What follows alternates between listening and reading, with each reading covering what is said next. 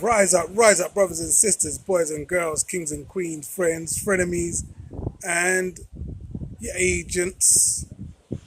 My name is Brother Marley, and this is the Semi Gambi One channel. I'd like to welcome you because we're talking a little bit about the African lion. What's the African lion? Well, the African lion actually is a thing. It's been 20 years, 2004, since the African lion was first set up. It is America coming into the African continent, helping out, using their military, helping out to train African governments on how to protect themselves against any potential threats of invasion. Now, I don't know about you, but hasn't been too many countries clamoring to invade Africa recently, except for America. To put the imperial hat back on to say, we're going to govern those countries if you're incapable of governing yourselves, because enough is enough. We're done being invaded. Because our own national security risk is at stake. Exactly. National security interests are at stake. You can say that about pretty much all of Africa. They're incapable of governing themselves and benefiting their citizens because the governments there are all about looting and pillaging and lining their pockets and going shopping in Paris instead of actually making their country a better People on the left are going to watch this. They're going to say, wait a minute, Eric Prince is talking about being a colonialist again. Absolutely. Yes.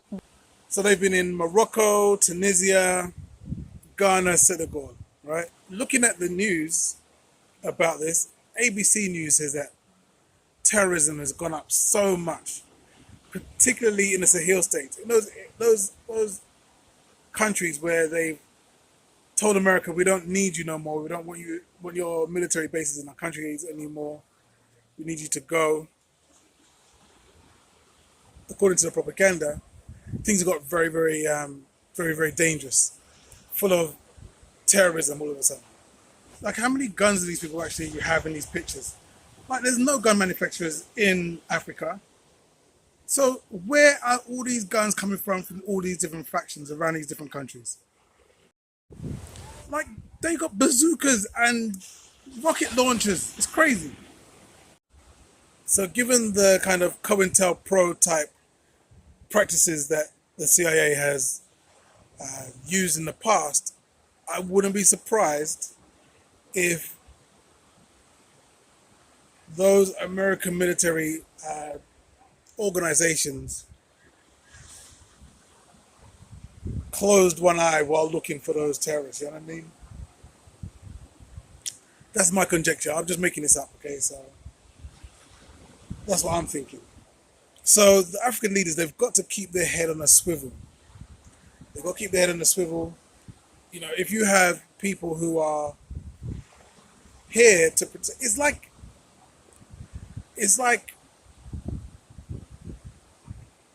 that kind of situation where you park your car it's like valet parking.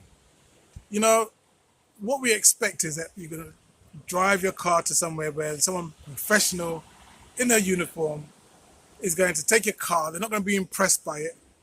They're going to look normal and they're going to put it and park it somewhere safe in order that when you're ready for it, you can pick it up. But no, you get some dodgy looking geezer who comes up, takes your keys and drives 100 miles in your car to the beach or to some faraway land, and then bring your car back when you want to take it. That is not how it's supposed to go, people. But that is how American military complex, the CIA, and so on and so forth, is treating these countries. This is what ABC News had to say about the whole thing. Over the past 2 weeks, roughly 8,100 military forces from nearly 36 maneuvered throughout Tunisia, Ghana, Senegal and Morocco as part of the war games held this year as militaries confront new challenges in increasing volatile regions. Generals from the United States and Morocco, which hosted the finale of the 2-week event, celebrated African Lion's 20-year anniversary, and now partnerships between the US and African militaries have expanded since it began. This exercise has grown over the years since 2004. Not only have the number of multinational service members that we train with, but also the scope of the training as well, which has expanded to more than just security, said General Michael Langley, the head of the United States Africa Command. But despite the spectacle of live fire demonstrations and laudatory remarks about partnerships by Langley and Colonel Majfraoud Gourani of Morocco's Royal Armed Forces, parts of Africa are still getting much more dangerous. The United Nations earlier this year called Africa a global epicenter for terrorism. Fatalities linked to extremist groups have risen dramatically in the Sahel, the region that stretches from Mauritania to Chad. Since 2020, military officers disillusioned with their government's records of stemming violence have overthrown democratically elected governments in Mali, Burkina Faso and Niger, and began distancing themselves from Western powers. From 2021 to 2024, militants killed more than 17,000 people across the three countries, according to data from the Armed Conflict Location and Event Data Project. The United States is holding steadfast to its strategy of coupling weapons assistance and intelligence sharing with initiatives designed to boost civilian populations and strengthen institutions. But it faces new competition. Decades after the end of colonialism, Africa has once again become absorbed in fighting among great powers, with Western influence waning and countries accepting more economic and military support from Chinese firms and Russian contractors. At African Lion, the US military showcased parts of what it offers countries facing instability inside and just beyond their borders.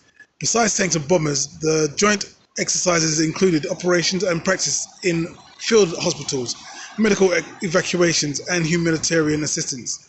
The exercise emphasized a whole government approach to addressing the root causes of instability, ranging from climate change to displacement, rather than solely focusing on military might.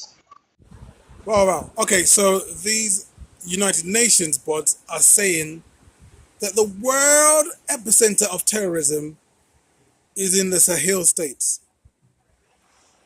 Really?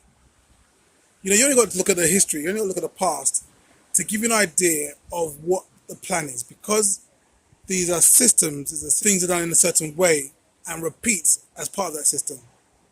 You have to look at the past and see what the possible future is.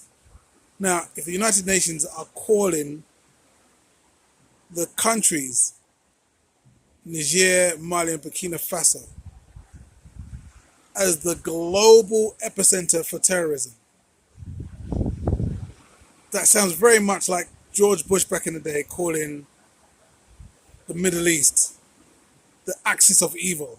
States like these and their terrorist allies constitute an axis of evil, arming to threaten the peace of the world.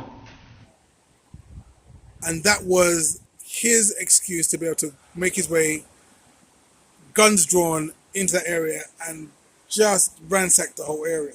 The president of Ghana sitting down with Blinken, Anthony Blinken, I think his name is. He works with the USA. So he's appealing.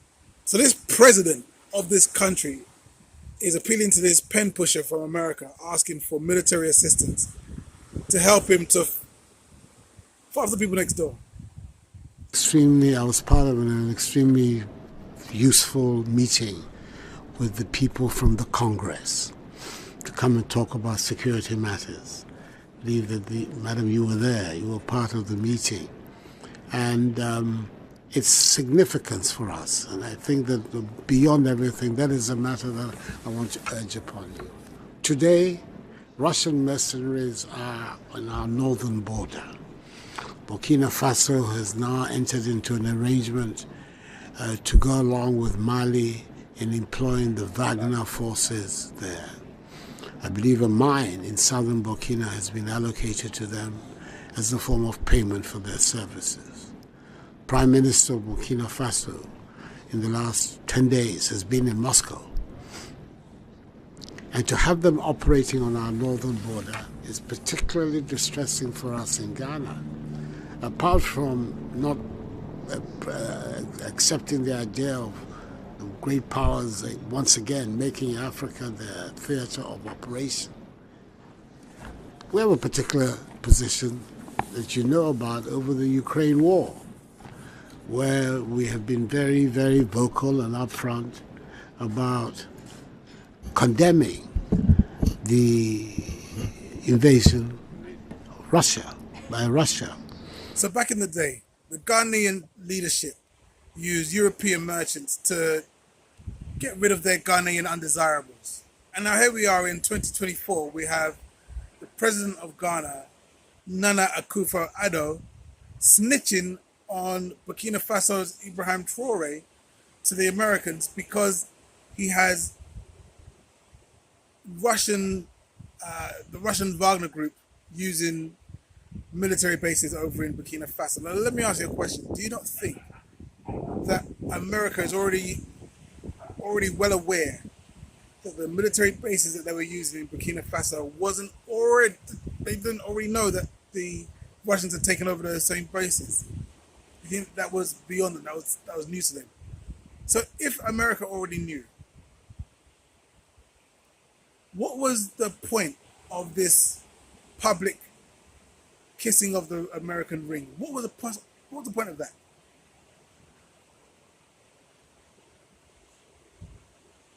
This wasn't new information for Anthony Blinken or the American administration. It was definitely the kind of information that you'd say behind closed doors, you'd keep quiet. But this was done in front of cameras. It was done like he was unashamedly pleading for help.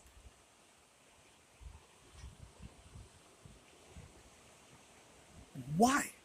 As we heard already, Eric Prince is calling for the recolonization of Africa. And my concern is that President Nana has given West Africa over to the European military powers and America on a silver platter. That's what he's doing. Like, you can't rely on these people. You cannot rely on these people. These people are setting you up for a fall. They're telling you that they're doing the same. It's the same thing. They're telling you they're going to protect you from people who might come and invade you, and then at the same time, one of their owners saying, "Yo, we might invade you." They'll tell people that the epicenter for terrorism for the whole planet is there. These three countries, and those are three countries that said, we don't need America's help anymore.